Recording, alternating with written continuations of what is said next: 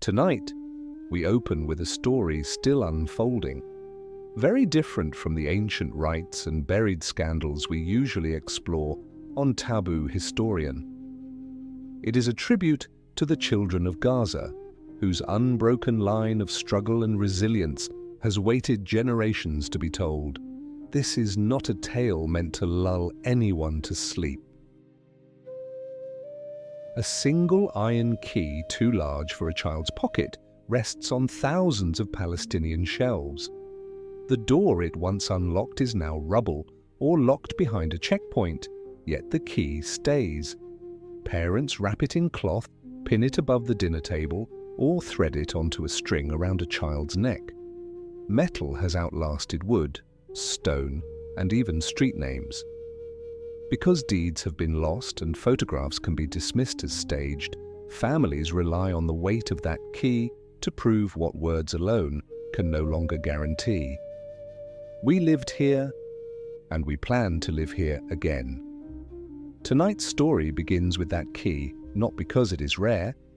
Every second household in a camp owns one, but because it explains almost everything that follows about how conflict reshapes childhood. You will hear about 3 children. Their names are composites, assembled from dozens of anonymized interviews, camp diaries, school essays, and medical case notes collected over many years. The aid agencies and researchers who recorded those sources never publish full identities. Minors are listed by initials or by age and district. To respect that privacy yet convey their experiences clearly, I use stand-in names. Mina, 12, writes science fiction set on Mars. In real writing workshops across Gaza and the West Bank, many girls choose distant planets because those settings hold no checkpoints, no curfews, and skies free of drones. UNICEF, 9, says the color red means danger rather than rightness. Trauma specialists note this association in children who have seen blood on pavement more often than tomato sauce on dinner plates. Layla, 6, constructs UN tents from cardboard instead of doll houses from plastic blocks, mirroring the play observed by anthropologists in camps where real tents replaced family homes long before she was born. Mina, Youssef, and Layla are placeholders, but every detail in their stories appears repeatedly in the field reports. Why bring this subject to a channel known for hidden cults and ancient scandals? Because taboo is defined by silence, not by age. A topic becomes taboo when conversation stalls, when numbers replace names, and when listeners grow uneasy enough to turn away. Palestinian childhood fits that definition. For more than a century, it has been documented in ledgers, censuses, and NGO archives, yet rarely told in plain, sustained language. Omitting it would betray the promise of exploring histories people prefer to avoid. This narrative is not a courtroom, a negotiating table, or an appeal for sympathy. It will not assign legal blame or propose political fixes. Instead, it answers one practical question. How does a conflict that outlives generations change the simplest parts of being young? School timetables bend around curfews, playgrounds double as shelters, sleep fractures into short intervals between sirens. The key remains as counter-argument. Whatever is temporary now, something permanent existed before. Numbers will appear because ignoring them would hide scale. You will hear how many schools were damaged in a single 3-week offensive, how many minors are detained in an average month, and how many hours of electricity per day remain for homework after sunset. Yet, every statistic will be paired with a documented personal effect. Mina writing stories by candle stub, Youssef jumping at the backfire of a motorbike because it sounds too much like an artillery round, Layla asking if her class can hold graduation under canvas like real life. The goal is to restore context that official figures strip away. Some listeners may worry that describing children's hardship risks turning pain into spectacle. That risk is real. To guard against it, no graphic images are described and no incident is recounted for shock value alone. The material is difficult because the subject is difficult. It does not amplify horror for drama. If any section feels overwhelming, pause and return. Facts will not vanish, and their importance does not depend on being absorbed in one sitting. Keys reappear throughout the narrative. They dangle from the rear-view mirrors of taxis driven by men born decades after the houses fell. They hang on walls of cinder-block classrooms tucked between multiplication tables and Quranic verses. They show up in teenagers' protest art, drawn as silhouettes behind slogans, because a silhouette does not need translation. The key says, there was a door and a deed and a right to cross that threshold. It says this even when no one alive has walked through that doorway. For a child who inherits it, the object carries instructions. Memorize the village name, memorize the coordinates, pass them on. Mina's key once lay under roof tiles cracked by shell fire. Yusef's key rode in his grandfather's coat from Galilee to Gaza. Layla's key has never left the pocket of a dress stitched from aid truck cloth because her family has no safe space to hang it. Metal records each path without spelling a single word. When a census clerk asks for proof of origin, the key slides onto the desk like a silent affidavit. When a soldier empties a pocket at a checkpoint, the key clangs onto the tray, heavier than coins. That weight is why this story matters. Keys are ordinary. Children are ordinary. Together they reveal an extraordinary fact. A century-long dispute has pushed the most routine object, a house key, into a role usually reserved for flags and constitutions. And the children asked to carry that object grow up learning property law before multiplication, siege maps before geography. Listen for the scrape of that iron when the narrative turns corners. At each juncture, evacuation, camp life, uprising, blockade, the key will appear to remind you that every statistic hides property lines and bedtime stories now separated by razor wire. When the narration ends and another headline flashes child casualties or refugee families, recall the key's weight in a small hand and the imagination working behind Mina's Mars, Yusef's caution, and Layla's cardboard canvas. Numbers alone cannot hold that memory. Metal can. That is why we begin here with the key. Let us turn it over once, feel its cold length, and start. The sun climbs slowly above the coastal plain, turning the stone walls of Beit Dajan a warm yellow. In the goat pens behind each courtyard, roosters call the hour, but the first sounds that matter to a child are the thumps of flatbread rising on the clay taban and the soft whistle of water pulled from the communal well. Yaqub, 9, balances 2 wooden buckets on a pole across his shoulders. He will carry them through an alley barely wide enough for the pole to clear. By the time he returns, his older sister Salma has finished spreading goat milk cheese on their father's breakfast. 4 dates sit in a row beside it, one for each child who still lives at home. From here, the Mediterranean is hidden by citrus groves, yet the air already carries a faint salt tang that tells everyone the summer heat will arrive early this year. Life in Ottoman Palestine in the years just before the First World War runs on small, predictable circuits. The empire's name appears on tax registers, in the red wax seals of district officers, and on conscription posters pasted to the gateway of Jaffa. But for most villages, the rhythm of a day is set by the crops underfoot and the prayers overhead. Arabic is the language shouted across fields. Turkish belongs to government clerks. Ladino drifts from the shop windows of the Sephardic quarter, A few Greek merchants answer in their own tongue when bargemen hail them at the port. Children pick up words as easily as they pick figs, a different flavor in each direction. No one calls this diversity. It is just the way a marketplace sounds. Formal lessons begin after first light.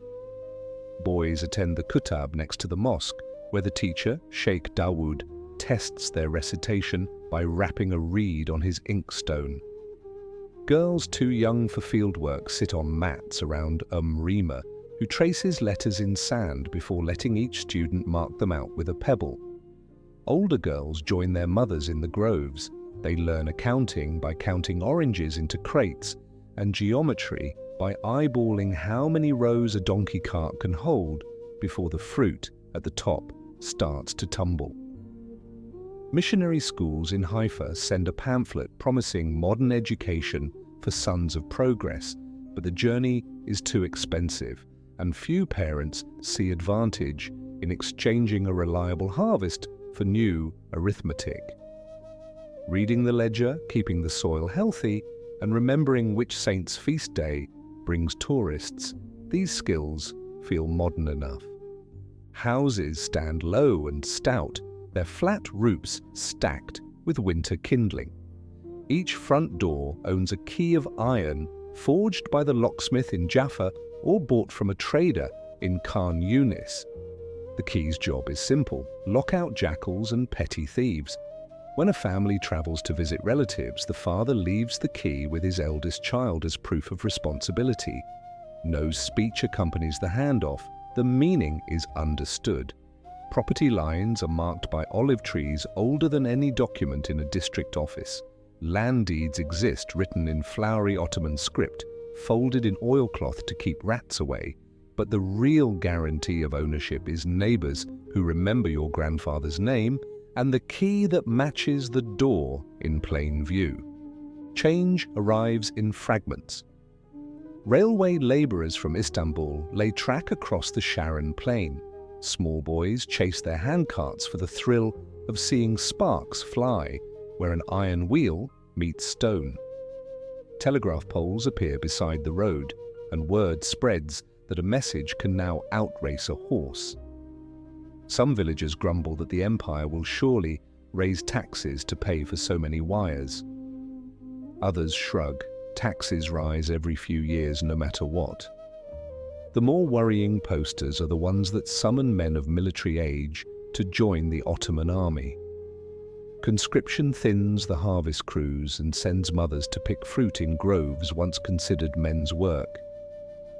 Children hear new phrases: Balkan Front, Italo-Turkish War, yet none can point to those places on a map. In 1912, a travelling bookseller sets up a stall near Lida station. He carries pocket calendars printed in Hebrew and pamphlets that urge young men to purchase land while prices are low. Village elders debate the meaning of these land sales. They note that a parcel bought by merchants in a distant capital often changes hands twice more before anyone sets foot on it. The children see only that strangers inspect fields with the same distrustful squint their fathers use at poultry markets. When surveyors measure acreage with chains instead of pacing it off in steps, Yaqub's friend Ibrahim jokes that the newcomers are too lazy to walk. The laughter fades quickly. No one wishes to repeat the joke where a Turkish policeman might hear. Letters from cousins abroad begin to mention raw tension in mixed towns, a fistfight outside a bakery in Safed, a dispute over pasture rights near Beersheba. Adults discuss these incidents while shelling fava beans, speaking in the low register reserved for bad news. Children are told to finish chores outside. Still, some details slip through the cracks. Rashid, 10, writes in the margin of a borrowed primer, "Father says city men buy our soil like figs and leave only the peel." No teacher scolds him for scribbling. Paper is scarce, and any use is practical if it exercises handwriting. Then comes August 1914. The empire enters the Great War. Uniformed recruiters arrive with drums and registry books. older brothers vanished to training camps in Anatolia. By 1915, the locusts swarm in numbers no one has seen since biblical recitations in class. They strip fields bare, and the wartime blockade tightens. Famine stalks towns that once exported grain. Children form bread lines at dawn, clutching copper coins still warm from their mothers' palms. Typhus, typhoid, and malaria follow hunger like crows after a plough. Hospital ledgers expand with child deaths not directly caused by battle, but by the absence of fathers to till land and the shortage of quinine once carried by coastal traders. Yaqub's notebook entry for May 1916 reads, "1 week no bread." Aisha found mulberries behind the cistern. Grandmother boiled skins for dye, water turned red. The observation is clinically calm. Children record facts the same way they recite multiplication. The key to the house still hangs beside the doorway, though the door now opens mostly for charity visits and funeral processions. Its weight has begun to shift from practical to symbolic, but no one names the change out loud. There are bigger worries, rumours that British ships shell Gaza's outer defences, that the empire might fall, that new rulers will demand new taxes. When British troops sweep north in 1917, they pitch canvas hospital tents on the sand south of Jaffa. Some villagers watch through olive branches, others peer from Nablus Gate. Children gawk at khaki uniforms and the strange sound of English vowels. Soldiers hand out tins of beef and packages of biscuits stamped His Majesty's Government. The taste is salty and metallic. Salma pockets the tin opener without knowing what else it can open. She has learned that tools matter, even when the purpose is unclear. Armistice brings relief from famine, but unleashes its own confusions.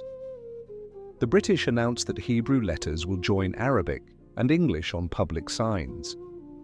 Turkey is gone. London gives orders now. A locomotive whistles across the new rail spur to Jerusalem, and traders from Baghdad arrive with different coinage. Parents who had always assumed their children would inherit the grove begin to consider night school in town or apprenticeships with the railway. Change swirls faster than anyone can name it. Children feel the ground move first.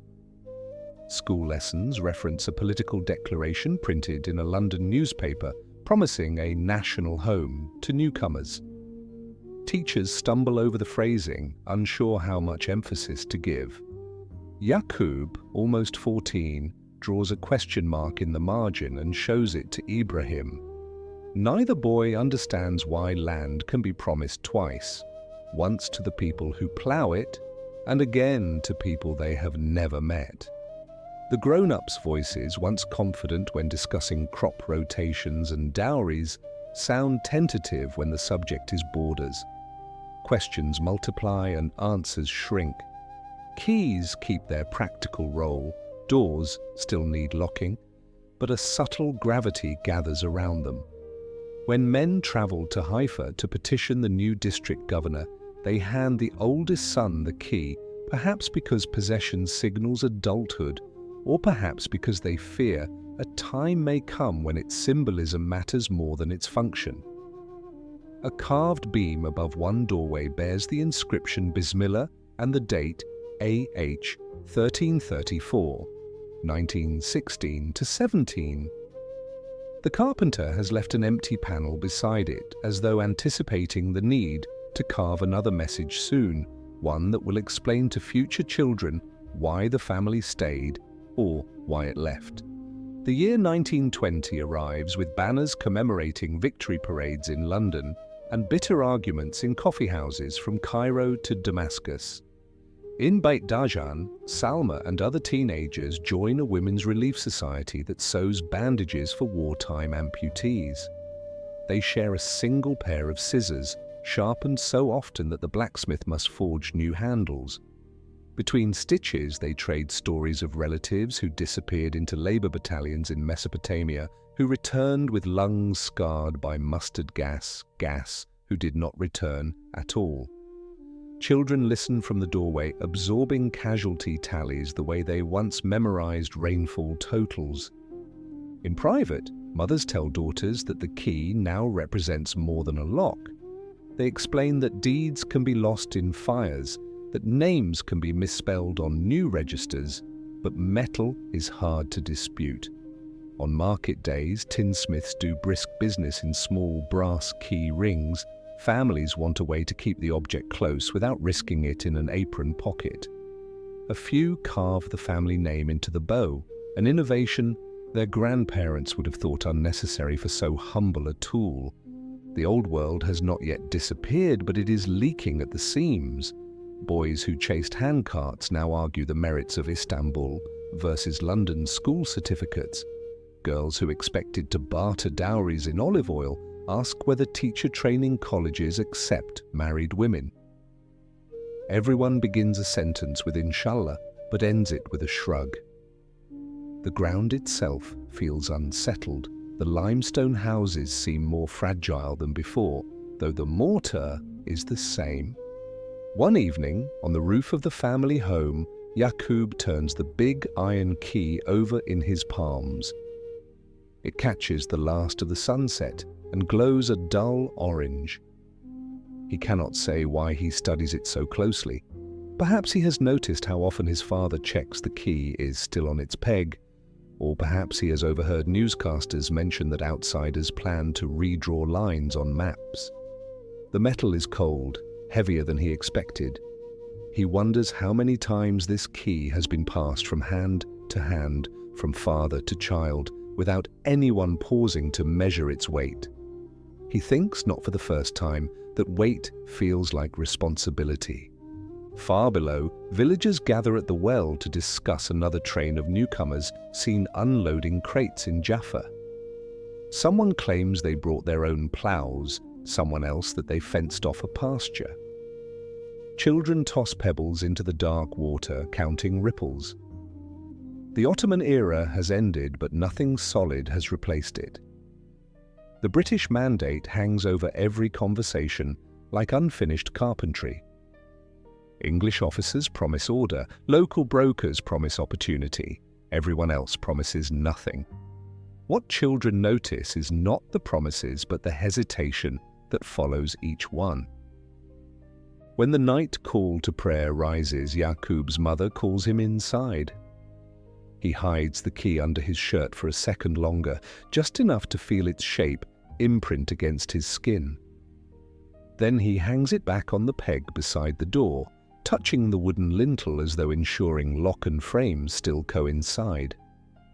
Salma ladles lentil soup into bowls. Their father sets an oil lamp on the table. From the grove, the rustle of leaves sounds exactly as it did 10 years earlier, yet in that rustle, the children now hear an unfamiliar question.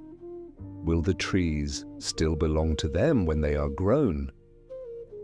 That night, the key does what it has always done. It keeps the door shut against jackals and thieves. Yet in the room where the siblings share straw mattresses, the older children lie awake sorting new words, petition, land court, permit, into categories they can understand. The younger ones dream of the railway whistle, of telegraph poles marching across fields, of locusts blotting out sunlight. No one dreams of a key. It does not belong to the realm of dreams yet. It is still only a tool, though its purpose has begun to drift. Morning arrives with the smell of damp earth. The first autumn rain has come early. Salma steps outside to collect laundry and pauses to watch the clouds slide inland. She will remember that sky years later, when someone asks how quickly change can overtake a village that thought itself too small to notice history. She will answer, "It felt like a storm that had been building just beyond the horizon all along." By then, the family key will have been wrapped in cloth and stored with the marriage contracts, its teeth clinking softly whenever the bundle is moved, as if reminding each carrier that a door once stood somewhere, waiting for a lock that remembers its shape. The key has not yet become symbol, but it is no longer only metal. It is beginning to collect meaning the way iron collects rust. Slowly at first, then all at once. The British call it administration, but to families in Beit Dajan the mandate feels more like an audit that never ends. Within months of the new flag going up, uniformed survey teams walk the groves with tripods and steel chains, translating slopes and irrigation ditches into numbers on paper. The chain will not count a lemon tree that leans across a boundary, so the tree is ignored. Children tag along, trading guesses about what the surveyors want. One clerk tries to be friendly, offering boiled sweets to Mina, now 8, but she declines. Her mother warns that strangers who measure land often come back to claim it. After the teams depart, purple stakes remain in the soil, silent placeholders for signatures no villager has written. The local teacher explains that these markers standardize property, yet every adult begins locking sheds in daylight and checking keys twice before night prayer. The talk of land registration spreads faster than the railway ever did. In Jaffa's coffee houses, men argue whether selling a distant parcel to pay debts is shrewd or short-sighted. In classrooms, children learn a new word, Kushan, for the title deeds printed in 3 languages. Some families accept cash offers from agents whose business cards list offices in London and Warsaw. Others refuse on principle, even when drought browns the groves. Youssef, now a toddler, listens from his mother's hip as neighbors debate whether the soil can belong to 2 owners at once. He hears names spoken in tones that mark them as newcomers, yet he sees nothing unusual in strangers building tidy cottages with red-tiled roofs. He only notices that the newcomers' children do not speak Arabic, and that both groups avoid sharing wells. Year by year, more keys appear on hooks inside farmhouses because a locked door is the simplest protest against uncertainty. Salma, nearly 17, scratches tally marks in the kitchen lintel each time a survey team visits. By 1925, the count reaches 11. British constables insist they are recording acreage for fair taxation, but rumours fly that the numbers will soon be used to assess compensation if land swaps become mandatory. The whispers reach Mina and her classmates, who start drawing doors in the margins of copybooks. Sometimes they add a key larger than the door itself, as if sensing the object's future weight. Their teacher collects the papers, hesitates at the drawings, then returns them without comment. He knows official forms leave no room for such illustrations. Rail traffic increases, trains unload sacks of cement, rolls of wire, crates stamped with European company logos. At the same platform, emigrants from Europe step down in neat suits, carrying contracts that promise them plots beyond the orange groves. Children from both communities gather to watch the locomotive take on water. They exchange curious stares but few words. Each group has been warned at home not to provoke the other. One afternoon, a British sergeant catches 2 boys trading marbles and scolds them in English for blocking the platform. That night, Mina writes her first story. On Mars, she decides, nobody stops children from sharing games. By 1929, tensions are no longer a rumor. A dispute at the Western Wall in Jerusalem spirals into riots that reach as far as Hebron and Saft. News spreads by telegraph, then by horse, then by gossip. Parents call children indoors at dusk and teachers cancel sports days. Local clinics report a surge in insomnia among pupils under 12. Doctors simply note disturbed nerves. Layla, age 3, learns to identify the difference between fireworks and rifle shots by the adults' reactions. She begins stacking her toy blocks into small tents rather than towers because tents, she observes, have no walls that can collapse. The British respond with new regulations, curfews at night, travel permits for drivers on the coastal road, and inspections at village gates. Soldiers request identification from anyone above the age of 16. The request soon extends to anyone tall enough to look 16, which includes boys barely out of primary school. Youssef's cousin Mustafa, aged 13, is ordered to stand against a wall while his pockets are turned out. When the key to his family's storehouse clatters onto the pavement, the corporal holds it up and jokes that a boy should not carry such weight. Mustafa collects the key without replying. Later, he tells Youssef he felt as if the metal had grown heavier during the inspection, though it is the same iron he has swung on a string since childhood. Economic hardship follows politics like a shadow. The 1930 citrus harvest rots in crates after European buyers cancel contracts, citing unrest. Fathers take day labor on the railway, mothers sew uniforms for British garrisons. Children fill gum Arabic sacks at the soap factory in Nablus for 2 pence a day. Mina sees her first printed English novel when a Scottish foreman leaves one on a crate. She cannot read it, but copies the cover design into her notebook, dreaming of stories bound between cardboard, not memorized under olive trees. In 1936, an organized strike begins. For 6 months, Arab-owned buses refuse their routes, shops shutter, teachers receive pay in promissory notes. The strike morphs into open revolt when local guerrillas sabotage the rail line. British troops raze houses suspected of hiding weapons. Engineers dynamite entire rows of stone dwellings to give patrols a clear field of fire. Families flee to orchards at night, locking doors behind them even though doors offer no safety from demolition charges.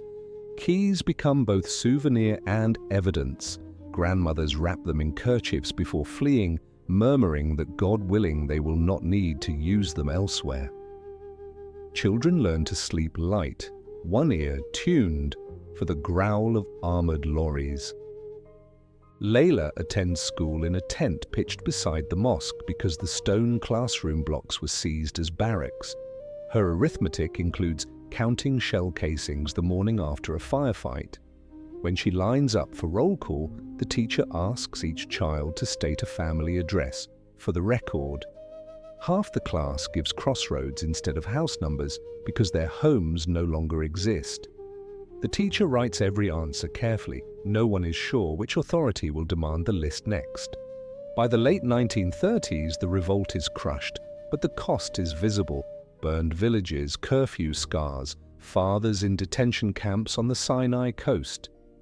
Youssef, now a lanky teenager, keeps 2 keys in his belt sash, one to the house, one to the family plot, because his father fears arrest and wants the boy prepared to lead the younger siblings if soldiers come at night.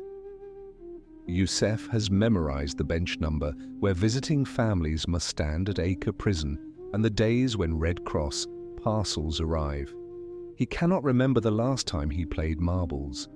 World War II diverts attention, but it also brings new waves of refugees to Palestine, survivors of camps in Europe carrying visas printed on crisp paper and wearing numbers tattooed on forearms. Some locals greet them with sympathy, others with dread, fearing that each new arrival tightens the struggle over land. British commanders, overwhelmed, set quotas and issue white papers few villagers can decipher. Children see only barbed wire fences at Haifa port and posters in 3 languages warning that unauthorized entry will be punished. Mina, 15, writes a story in which Mars restricts newcomers to a single desert crater. She shows it to her teacher, who applauds her imagination, yet quietly removes any mention of real politics. Post-war, the British government, exhausted and bankrupt, signals its intent to withdraw. A special commission from the United Nations arrives to inspect conditions. Many villagers assume inspectors will weigh grievances equally, but translators hired in Jerusalem report that the commission members cannot agree even on the route their convoy should take. Newspapers publish maps labeled Partition Plan A, B, C, altering borders like chess players switching strategies mid-game. UNICEF attends secret meetings where elders debate which plan would be less disastrous. Each ends in disagreement. Minutes of these gatherings are hidden under floorboards beside vigilante rifles and the family key. Violence resumes, now more chaotic because no single authority claims full control. Militias ambush buses, sabotage water pipelines, and bomb marketplaces. The children of Beit Dajan pass checkpoints manned alternately by British constables, Zionist guards, or irregular Arab fighters, sometimes all three within a single mile. Each group issues different passwords. Mistaking one for another can be fatal. Parents begin keeping children home from school not only on battle days but on quiet days too, fearing quiet is a prelude to raids. Layla, 11, conducts imaginary classes for her younger cousins, drawing letters in dust beneath the fig tree. She assigns homework, describe your house from memory, just in case. Winter of 1947 brings the UN vote endorsing partition. Celebrations explode in some quarters, mourning in others. Mina's family stays awake to listen to the radio scratch the tally from New York. When the result is announced, distant gunfire erupts. Mina's father orders everyone to pack essentials, blankets, documents, the tin opener still kept from wartime rations, and of course the key. It is the first time Mina hears him say the object's weight might matter more than flour or money. She does not sleep that night. Instead, she writes about Martian settlers debating whether to share craters or erect barriers taller than dust storms. Spring 1948, the British withdrawal begins. Convoys rumble south loaded with equipment. Local forces scramble to seize vacated bases. The village Mukhtar tries to organize a militia checkpoint, but discovers ammunition supplies promised by urban political committees have not arrived. Fear breeds rumor at a speed radios cannot match. Stories spread of massacres on both sides, some true, some exaggerated, all terrifying. Families weigh options, flee before fighting reaches them, or stay and risk being trapped. Youssef's father, released months earlier after serving a curfew violation sentence, votes to stay. His reasoning is simple. If everyone leaves, who will unlock the door when peace returns? He places the key in his eldest son's palm and says, "If we go, you are last to close the latch." The weight feels like iron and something heavier. Artillery thumps in the distance, closer each day. Fields lie untended. Samaritan merchants stop visiting the weekly souk. On 29th April, a column of jeeps appears on the highway. Leaflets flutter from the lead vehicle, urging civilians to evacuate until order is restored. The language on one side is Arabic, on the other Hebrew, each blaming the opposite faction for instability. Mina's grandmother refuses to trust printed promises. She wraps the house key in a scrap of linen and knots it under her blouse. "She did the same during locust year," she whispers, and the family survived. The battle for Jaffa erupts days later. Shells arc over citrus groves, setting trees ablaze. Refugees pour down the coastal road, belongings piled on donkey carts, children carrying pitchers, lighter than keys but more useful in the heat. Youssef and a neighbor dig shallow trenches behind the stone fence, but when mortars strike the well, the elders agree the village cannot be defended. Departure plans become frantic. Families argue over how much flour to carry, whether to sell goats or drive them along, which cousin will guide the younger ones toward Gaza. Salma counts siblings, missing Layla, until she finds the girl crouched beneath the kitchen bench, folding paper tents into her satchel. At dawn, columns of smoke rise where orange blossoms once scented the air. Mina, carrying notebooks and the tin opener, takes one last look at her room. Her eyes rest on the peg, where the key always hung. It is empty because her father has already pocketed it. She presses her palm against the groove, left in the plaster by years of hanging weight, memorizing the height, so she can tell future children exactly where the key once lived. Outside, villagers move quickly, silent, except for instructions barked in whispers. They lock doors behind them, though they know artillery disregards doors.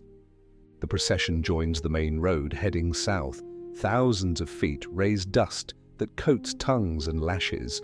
Along the ditch lie abandoned carts, burst sacks of grain, and, in one place, a broken key whose bow snapped in haste. Mina stoops instinctively to collect it, then thinks better. There is no time to carry symbols for strangers. As sunset stains the sky red, UNICEF cannot unsee the color's new meaning. British patrols watch from armored cars, forbidden to intervene by orders whose ink has barely dried. That night, the displaced families camp in an almond orchard near Istud. Children sleep beneath wagons. Mothers boil lentils on makeshift braziers. Rumor says the shooting will end in a week, maybe two, and villagers will return. Keys are counted before sleep as one counts coins. Mina realizes every family owns at least one. Some pull out rings with 5 or 6, keys to storerooms, granaries, dovecotes, and courtyard gates. In the moonlight, the metal gleams like a scattered constellation. She wonders whether maps could be redrawn based solely on where these stars should fit. Morning brings harsher news. The front line has moved. Return is impossible for now. Officials direct refugees to continue south toward Gaza, where UN workers register arrivals on large ledger sheets. At a checkpoint, an officer asks Salma's father for proof of a residence. He produces the key, explaining the village and house number. The officer blinks, uncertain how to record an artifact in a column meant for documents. He assigns the family a tent number instead. Layla traces the digits with her finger as if they might erase and reveal the old address beneath, but the page stays blank, except for ink. Weeks blur into months. Canvas lanes become streets named after lost towns: Beit Dajan Camp, Kastina Camp, Al-Lid Ay. UNICEF carves the family name onto a plank above the tent flap, then nails the house key beside it for safekeeping. He notes that the plank bends under the unexpected weight. Mina writes her Mars stories at a desk fashioned from ammunition crates, increasingly unsure whether Mars is far enough away. One afternoon, she revises the ending. The settlers remove their helmets, find they can breathe the thin air, and decide never to return home. She scratches out the passage, uncomfortable with its echo. By year's end, international ceasefire lines crystallize into borders. The orchard where the villagers first camped now sits behind new fences. Letters arrive from relatives scattered to Lebanon, Syria, Jordan. Each envelope contains a tracing of a key or a note explaining that theirs was lost during shelling. Father nods gravely, then touches his own key like a talisman. He tells UNICEF, "Keep it polished, iron rusts." UNICEF obeys, rubbing it with an oil-soaked rag even when water is scarce. Each swipe of the cloth is both maintenance and ritual, an act performed by a boy who has grown into the weight without noticing. The children who left Beit Dajan are no longer children. They have memorized registration numbers, ration schedules, and the geography of relief station queues. Yet bedtime stories about the village grow more detailed with distance: the exact shade of lemons in spring, the timber smell of the mosque door, the way the sea breeze cooled the courtyard at noon. They argue over who owned which fig tree, a debate impossible to settle because no official returns to measure. In these recitations, the key rises to prominence, the final piece of evidence no authority can negate. It is shown to newcomers like a relic, heavy and certain. One evening, under a dim hurricane lamp, Mina reads her latest Mars story to siblings and neighbors. She describes colonists who keep small stones from Earth as proof of origin. The listeners nod knowingly. Later, alone, she wonders whether an ordinary stone would have carried less burden than the iron she hears clink whenever her father moves. She closes her notebook, deciding that some symbols choose their bearers, not the other way around. In the tent next door, Layla falls asleep clutching the cardboard replica of a UN tent she crafted years ago. It is frayed at the folds, but she refuses to discard it. The real tent sways in the night wind, canvas creaks like branches of the vanished orchard. Across the lane, UNICEF counts time by the British wristwatch he scavenged from an abandoned barracks. He calculates that he will soon be older than his father was when the family fled. The realization startles him. He presses a palm against the key on the plank, tracing grooves in the metal, until fatigue overtakes calculation. The night patrol passes, boots crunching gravel. A guard shines a torch into the lane, illuminating rows of keys nailed above flaps, a forest of iron pointing nowhere. For a moment, the beam lingers on UNICEF's plank, catching the freshly polished shine. Then it moves on, leaving the lane in darkness. Inside one tent, Mina sketches that brief flash into her notebook, marking the position where the light framed the key like a photograph. She writes no caption. Anyone who wakes here already knows what the metal means. When dawn lifts the canvas flaps, the refugees stand in line for water. The queue winds past keys, keys, keys, evidence and promise held in place by thin nails driven into makeshift door frames. Children run fingers over them like braille, reading a story not yet finished.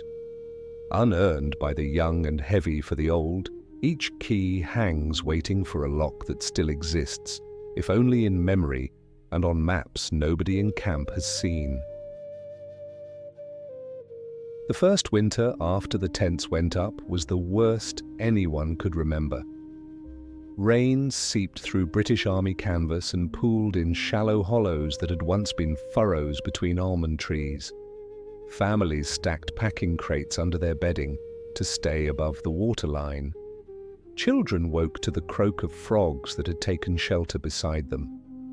Mina, now 16, kept her notebooks inside a flour sack coated with paraffin to stop the ink from running.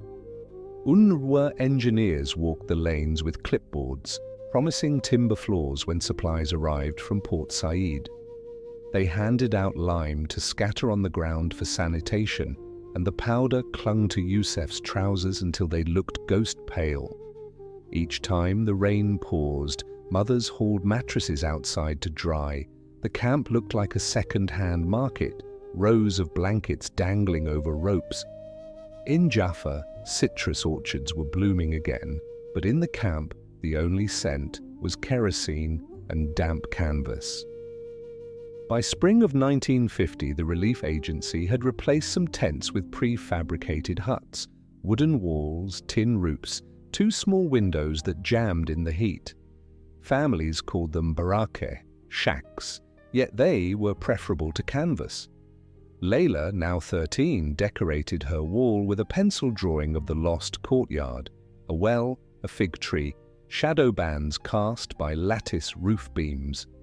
She hung her cardboard toy tent next to it as reminder and irony. Her father fixed the family key above the doorway. The hut's flimsy latch required a simple hasp, but the heavy key stayed anyway, guardian of a door that no longer stood. Visitors noticed it first and always asked the same question: "Your house was stone?" The answer set the starting point for each conversation. Yes, stone. Yes, arched lintels. Yes, the courtyard faced west. School resumed in a cinder-block building 3 lanes away. Mina sat in the front row, intent on finishing the last 2 years the war had stolen. Her new teacher, a refugee from Jerusalem, began every arithmetic lesson by asking pupils to recite their old village names, a roll call of vanished places. "Numbers have context," he said. "Land area is nothing unless you remember whose olives grew there." Homework problems used camp rations and tent rows as variables. Mina excelled, and by 18 became an assistant instructor, handing chalk to children who spoke of villages they had never seen with the certainty of eyewitnesses. On her desk lay the key, borrowed each morning from her father and returned at dusk. The children liked to touch it, as if the iron could transmit memories faster than stories. Youssef, 20, found day labor at an Egyptian army depot outside Khan Yunis, loading crates of ammunition bound for the Sinai frontier.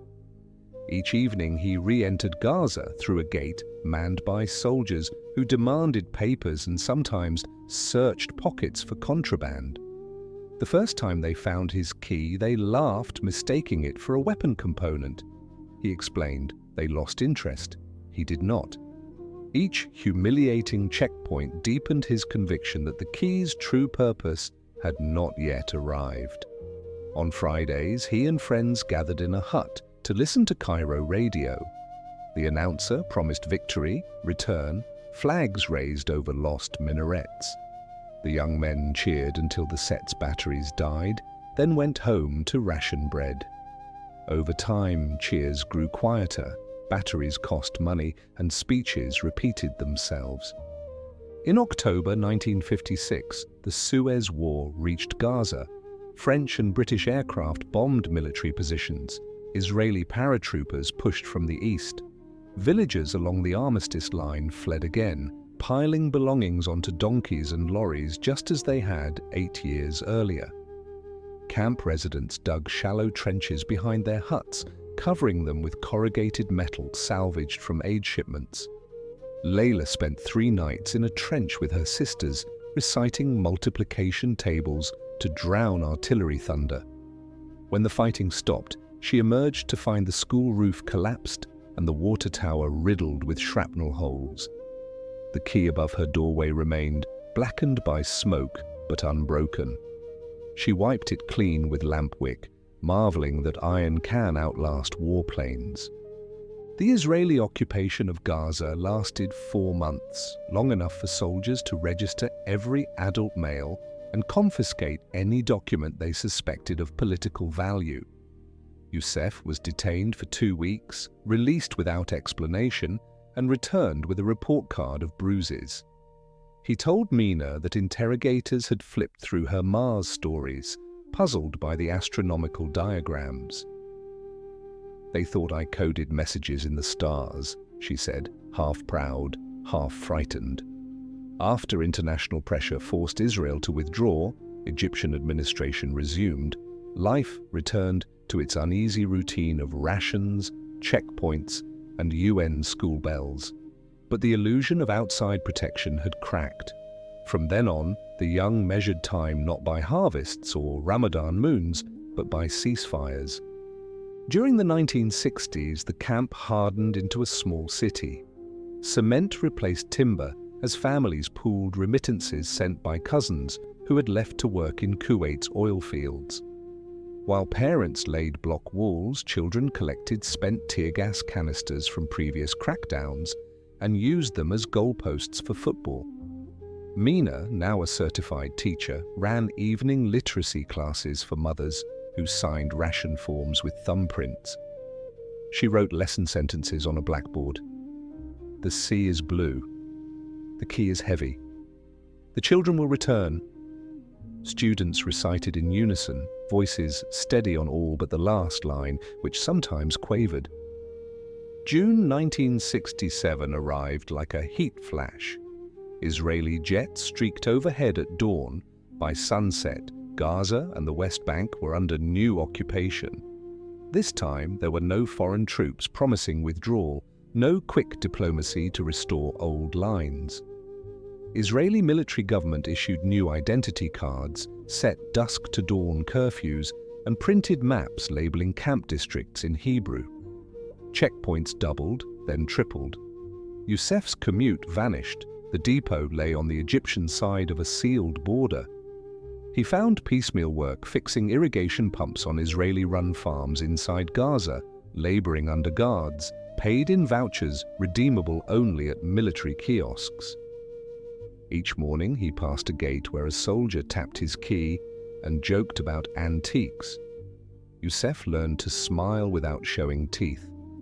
Meanwhile, Layla, 22, enrolled in a nursing course run by the Red Crescent.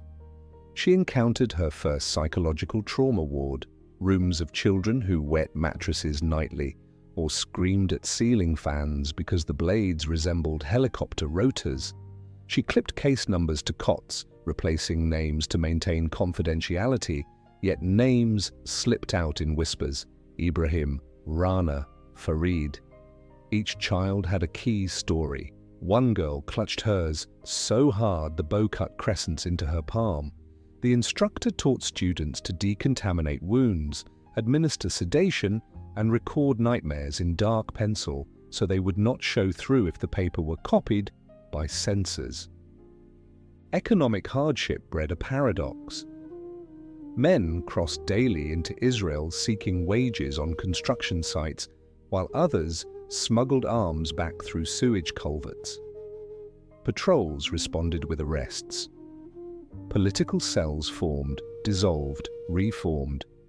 Mina's classroom door bore fresh graffiti each morning, slogans in Arabic, Hebrew, sometimes English. She whitewashed the door monthly but left one symbol untouched, a large key with the word sumud, steadfastness, where the teeth should be. The children begged her to keep that drawing. She agreed, though it risked inspection penalties. The key, after all, was older than any inspector. By the mid-1970s, the camp's random lanes hardened into numbered blocks. A few shops installed glass windows. Neon signs advertised falafel and second-hand shoes. Electricity poles sprouted like skeletal trees, carrying power for 3 hours a day. Mina's night classes switched from kerosene lamps to bare bulbs that flickered with each voltage dip. Students now included grandmothers and teenage boys whose daytime hours were lost to checkpoint lines. She opened every session by asking someone to recite the old address of their family house. The responses formed music, city names, hamlets, sometimes only directions. 3 kilometers east of the sea. Mina wrote them on the board, so geography would not fade into rumor. News traveled faster. Radios tuned to Beirut broadcast carnage in Lebanon. The 1982 Sabra and Shatila massacre reached Gaza as a wave of grief and rage. Mourning tents filled the camp lanes. Keys were displayed on low tables beside memorial portraits, as though the metal could anchor the dead to claims they never filed. Layla's clinic overflowed with adolescents suffering what textbooks called reactive depression, insomnia, anger, a constant hum of dread. She petitioned UNRWA for more counselors. Funding arrived 3 years later, too late for some patients. UNICEF, now a father, built a second story on his barake, embedding the key in wet concrete above the stairwell. If they bulldoze the house, he told his son, the rubble will still testify. Late 1987 brought the spark everyone feared or anticipated. An Israeli military truck crushed 4-day laborers at the Erez crossing. Rumor said it was deliberate. The army claimed an accident. Funerals swelled into marches, marches into stone throwing into gunfire. The uprising began. Children barely old enough to write their names organized street barricades from burning tires. Israeli soldiers fired tear gas. Youssef's eldest, 17, returned home with eyes red as coals and shirt stiff from milk poured to counter the chemical.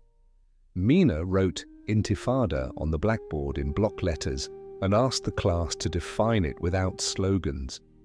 They came up with one sentence: a key turned in a lock that was never opened.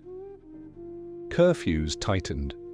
Troops entered the camp nightly, knocking down doors with rifle butts. Families hid keys in flour jars so soldiers would not pocket them as trophies. One dawn patrol caught Layla in the clinic disinfecting syringes. They accused her of aiding rioters and confiscated supplies. She produced paperwork, proving the clinic's license under military authority. The officer shrugged and said regulations had changed overnight. She watched her stethoscope vanish into a duffel, thinking of all the children who would gasp unattended now that simple pulse checks required clandestine visits. Graffiti multiplied faster than whitewash could cover it.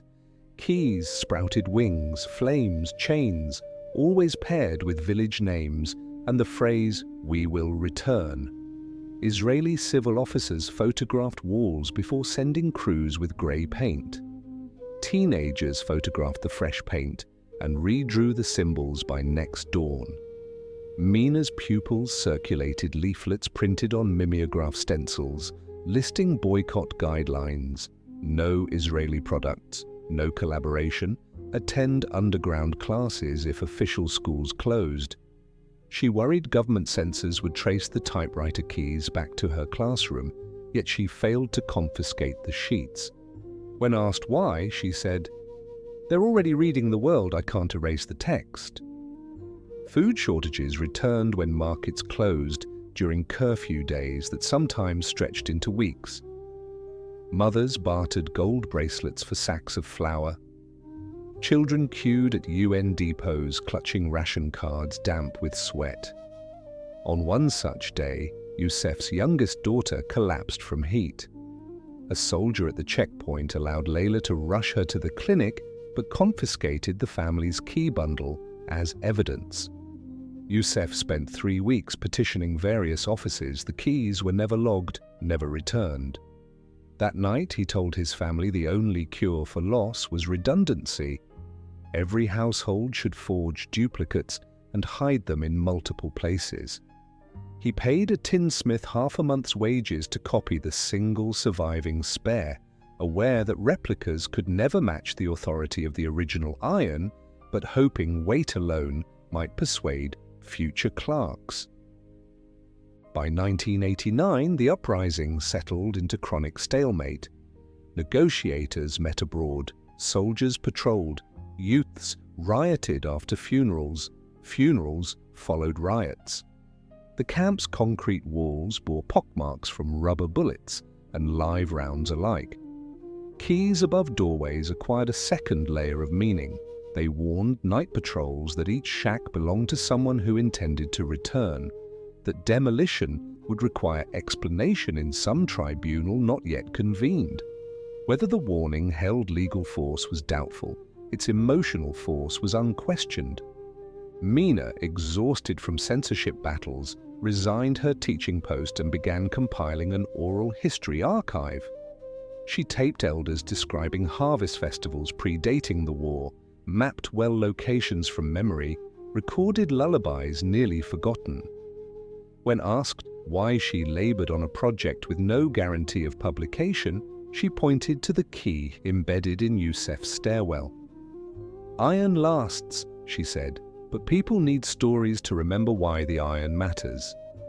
She stored cassettes in biscuit tins lined with plastic, burying them under the hut floorboards, trusting future hands to dig them up. Layla, promoted to head nurse, drafted treatment sheets in 2 languages so that any occupying authority could read dosages correctly. She trained aides how to shield patients when soldiers fired tear gas into alleyways. A wet towel and a steady voice could keep an asthmatic child breathing until the cloud dispersed. On her night rounds, she tapped each doorway with the flat of her palm, noting the position of keys, memorizing which families now hid theirs instead of displaying them. The absence of a key often meant the original had been lost to confiscation. She offered to forge copies. Many accepted, some refused, insisting a duplicate carried no blessing. She could not argue, she too knew the difference. In the final months of the decade, talk of secret negotiations leaked from Tunis and Washington. Older refugees scoffed, promises had come and gone before, but younger activists debated how to leverage the moment. Flyers urged villagers to keep copies of property deeds ready. Those without deeds were told to prepare affidavits from elders and, above all, guard their keys. Mina helped children trace keys onto paper, labeling bow, barrel, teeth, ornamentation, so that if the metal was seized, the outline would survive. She mailed duplicates of the drawings to relatives abroad in case camp documents were burned. One hot night, soldiers raided Block 7 searching for leaflets. They tore down UNICEF's cinder-block wall and found only empty crates. Before leaving, an officer flicked his flashlight onto the stairwell where the original key shone under a coat of clear varnish. He reached up, rattled the iron once, and let it hang. "Old world," he muttered in accented Arabic, perhaps dismissing or respecting it. UNICEF could not tell. The next morning, UNICEF polished the key again, though it needed none. He told his son, watching nearby, "It's not about rust. It's about remembering the sound when metal touches home." When the 1991 Gulf War broke headlines, Mina's pupils asked whether that distant conflict would finally end theirs. She explained world events rarely obeyed local hopes. Yet she marked each ceasefire announcement on a calendar, folded it into her archive box, and noted the family key still rested in its niche. "Artifacts," she wrote in neat script, "persist longer than strategies." She wondered if future curators would find the note and understand that in a place where tomorrow remained hostage to negotiations, a piece of iron could carry yesterday and tomorrow at once. The decade closed with rumors of an American brokered conference that might grant autonomy in parts of Gaza. Until signatures dried on any accord, curfews continued, checkpoints stayed, and night raids persisted. But the idea of maps redrawn through diplomacy rather than canon took hold like a cautious seed. UNICEF's eldest drafted a petition demanding that any agreement guarantee right of return. He taped a copy beneath the family key, determined that anyone entering would read it first. Layla treated another wave of tear gas cases, reminding parents to store inhalers in sealed jars. Mina recorded lullabies about orange blossoms and clean wells, songs children still sang, though they had never seen either. Keys remained, nailed and threaded and hidden, each carrying the same paradox. Heavy enough to symbolize permanence, portable enough to accompany flight. In the camp at dusk, iron gleamed where kerosene lanterns cast their faint arcs. Children traced the outlines in shadow play, giggling when elongated shapes made the keys look tall as gates. Their laughter rose above the buzz of generators, weaving with the distant call to prayer into a fragile sound the evening could not quite silence. Above each doorway the iron object held its ground, waiting for a lock that still existed, in memory, in deeds stored under mattresses, in negotiations on far-off desks, waiting, as always, for a hand to fit it home. The first hint of change arrived on a photocopied flyer. The Palestine Liberation Organization and Israel would sign an accord in Washington, maps to follow. The camp printer churned out grainy images of Rabin and Arafat shaking hands, their smiles distorted by jammed toner.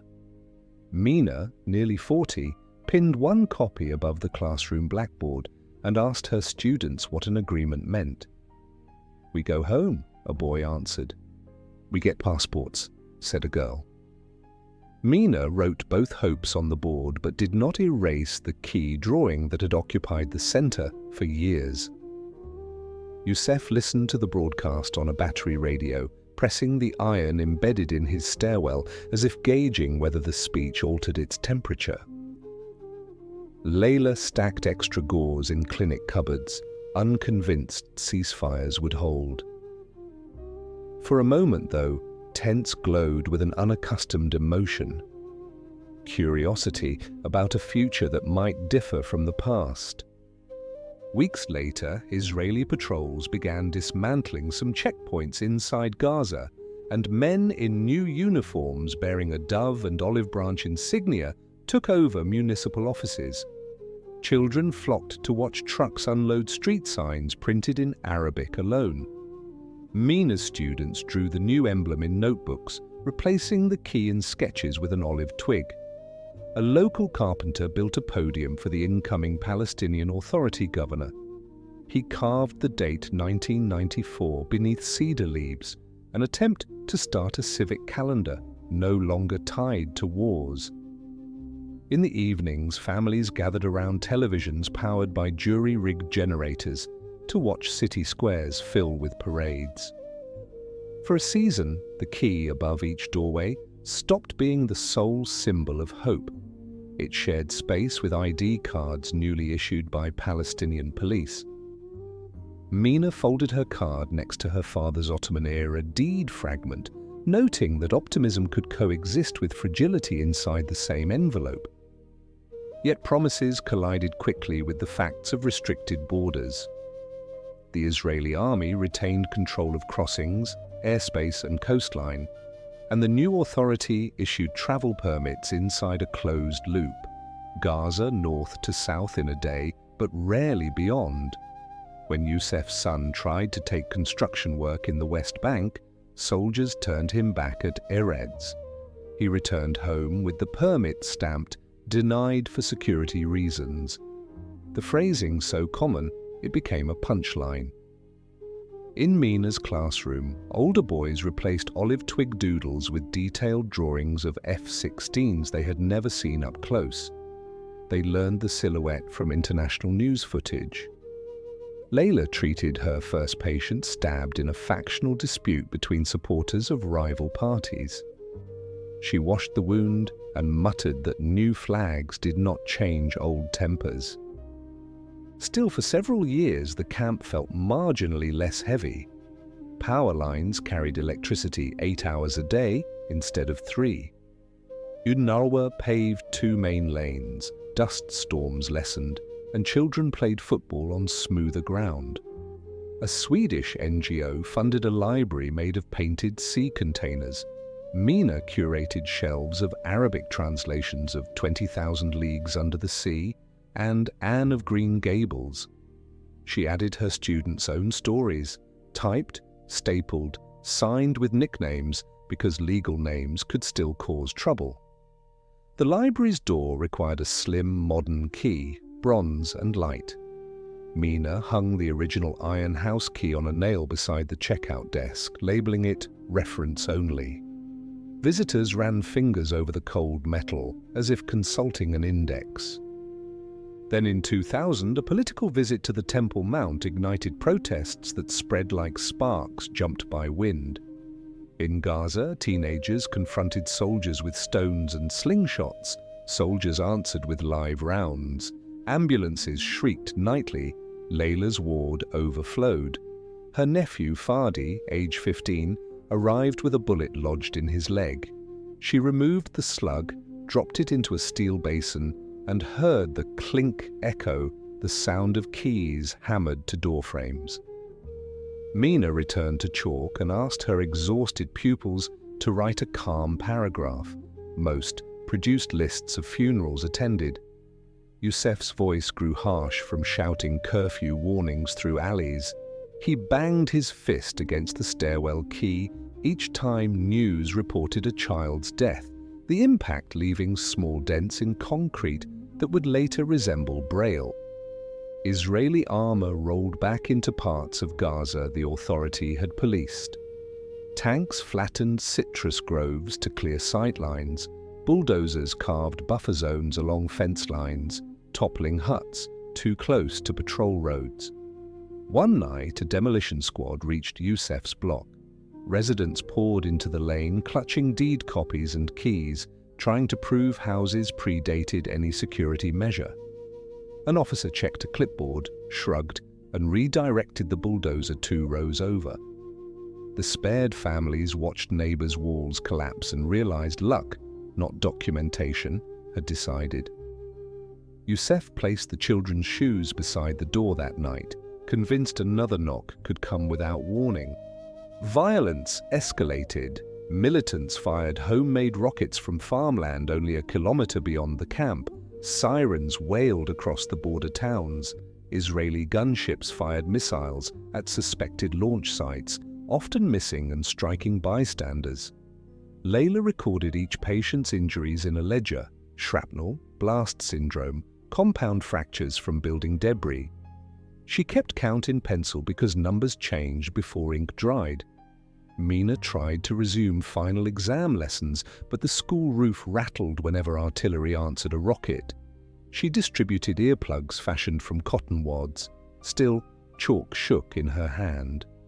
In 2005, the Israeli government announced a unilateral withdrawal from Gaza. Bulldozers demolished settler homes, leaving foundations exposed like fossil ribs. Television crews broadcast settlers weeping, soldiers prying them from doorposts, an image that felt reversed to Mina. She remembered her own father kissing lintels goodbye decades earlier. When the last convoy left through Kisufim Gate, fireworks lit the camp sky. Children climbed rooftops, cheering freedom they had never tasted. For 1 week, crossing gates remained shut, while a multinational force installed surveillance cameras. UNICEF contemplated walking to the orchard site, now inside a military buffer. Rumor said visitors could petition for temporary access. He decided to wait, convinced regulations would soon clarify. They never did. Elections followed. A new party, promising resistance and clean governance, won the legislative vote. International donors froze funds. Israel halted customs transfers. Salaries stopped for tens of thousands of civil servants. To Mina, the shift felt like the snap of a bridge cable. Visible structure remained, but tension redistributed unpredictably. Factional street battles erupted between rival Palestinian groups. Layla treated gunshot wounds from both sides, sometimes stitching men who had traded fire hours earlier. She covered party logos on patient forms to keep the ward neutral ground, but militants barged in, searching for opponents the hospital would not disclose. Nurses taped white flags to doors, an irony not lost on anyone. In June 2007, the faction that had lost the election attempted a security takeover. Gunfire scarred the clinic facade. RPGs streaked over rooftops where Mina's students once flew kites. By day's end, one faction controlled Gaza, the other retreated to the West Bank. Israel and Egypt sealed borders tighter than ever, citing security.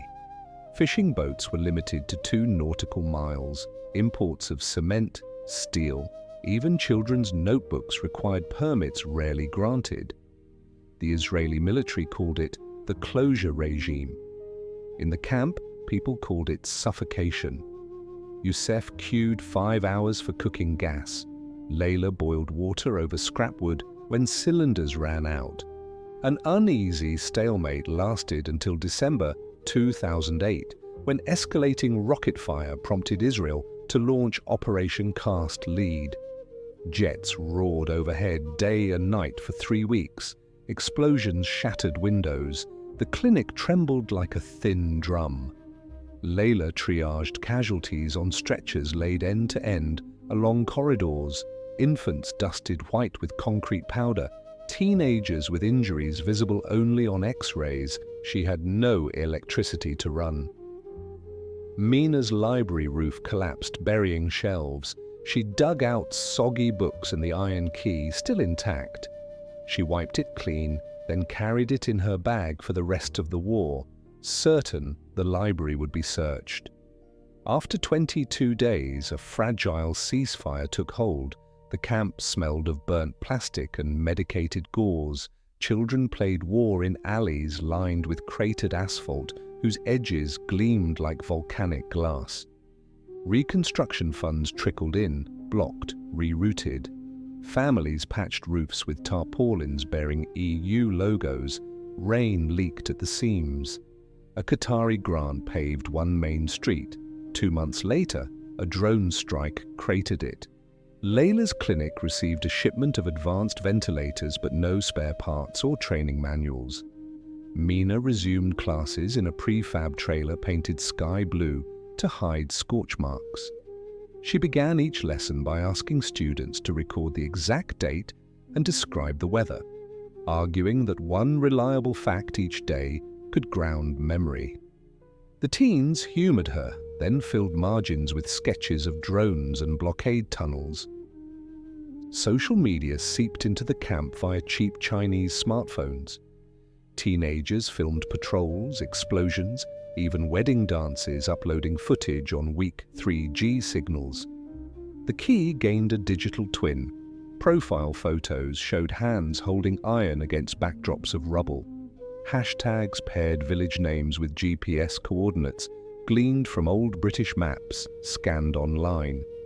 Mina's students joined an online project tagging pre-1948 locations on Google Earth. Some peers mocked the effort. No satellite can scan nostalgia.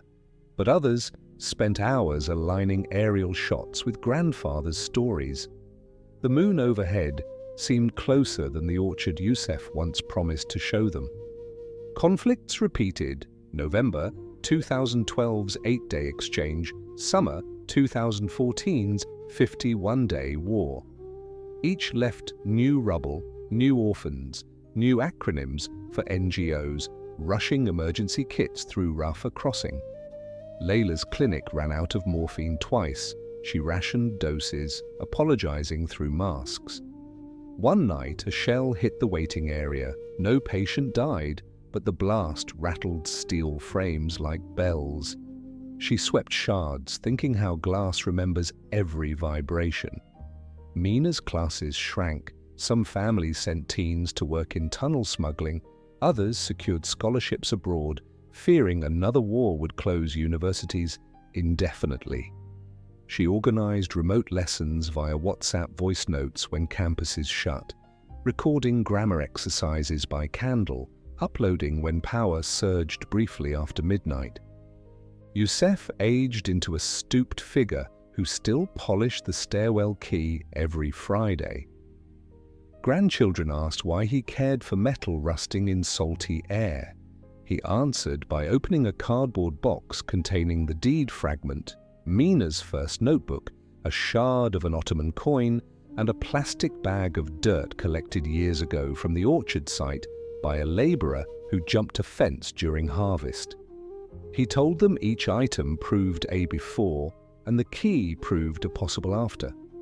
They listened, half believing, because belief required energy.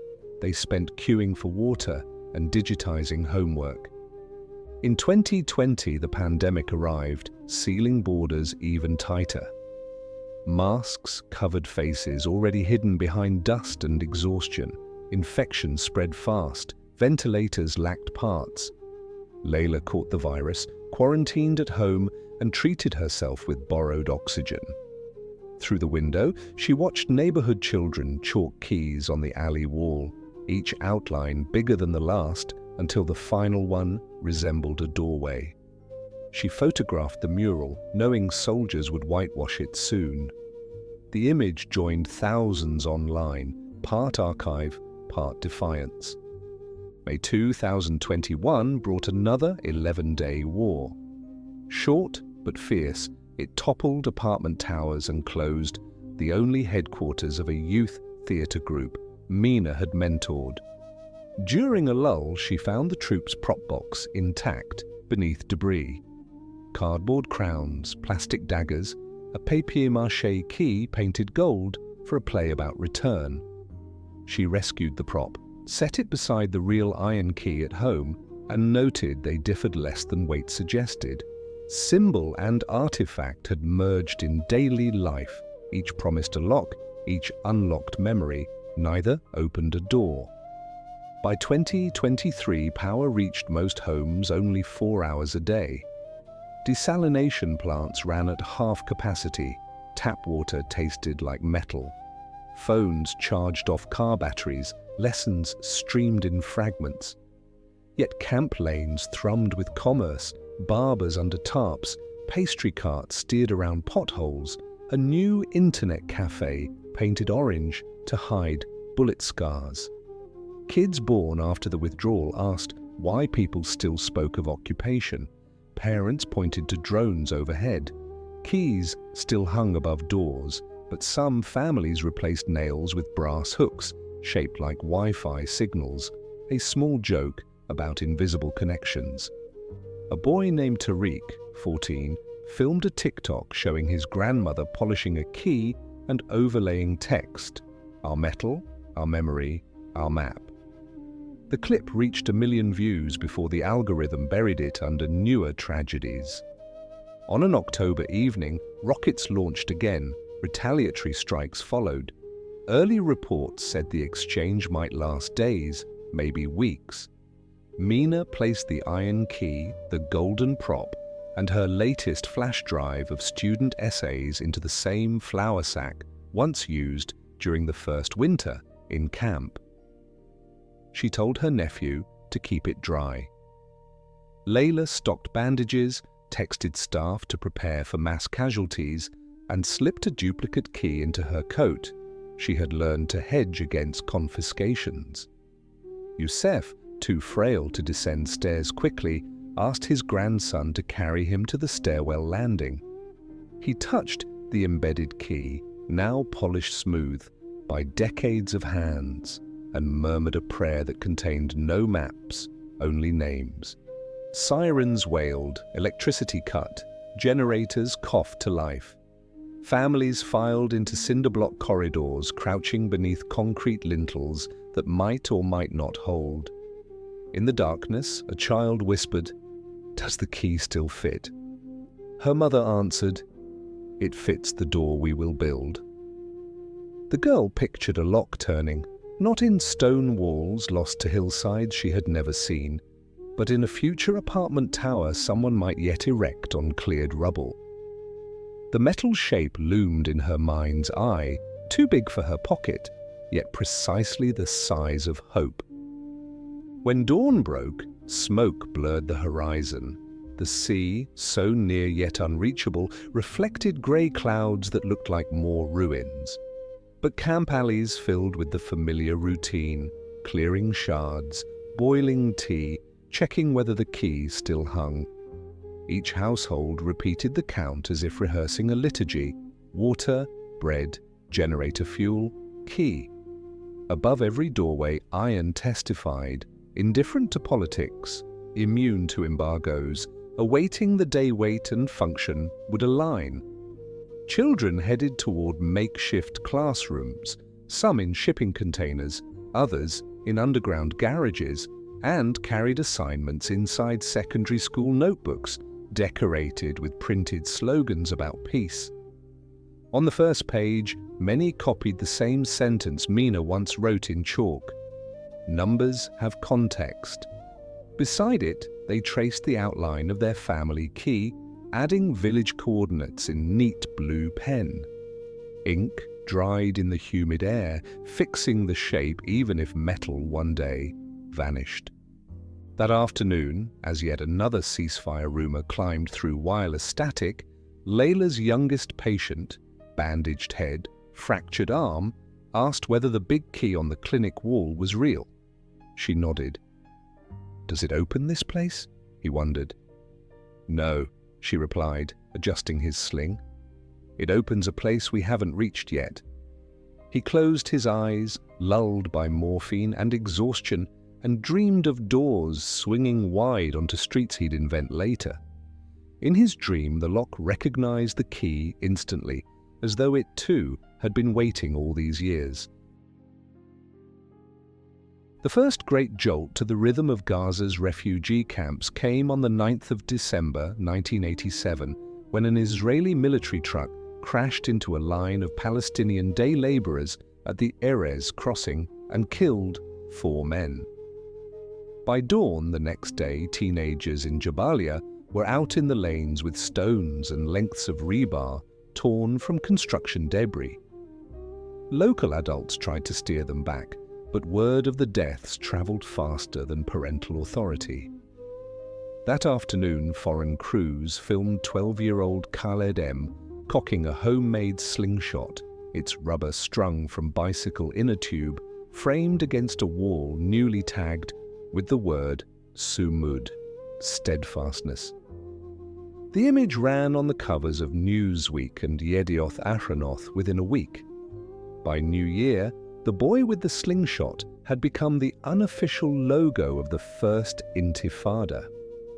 Inside Gaza, the children behind that image were neither logo nor myth.